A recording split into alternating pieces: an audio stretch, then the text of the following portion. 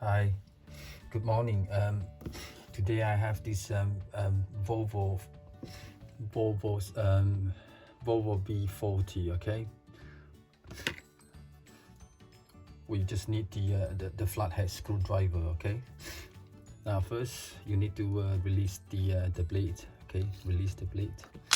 Now once you release the blade by the side, you see the slope here. You just insert the screwdriver in there. Yeah, screwdriver in there. You just push it up like that. Yeah, see, it come up, right? Okay, and then just try to push this up like that. Yeah, and then you push it up, it will open up like that. Okay, see, then the battery is in here. Yeah, and then you just push the battery out very quick. Yeah, here's CR2430 battery. Okay, it's a quite a big one. Okay, to replace it, push it in.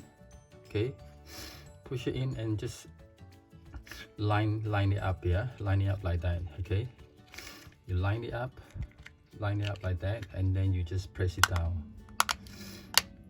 Yeah, and then the key blade go back in. It's very simple. Thank you for watching. Thank you.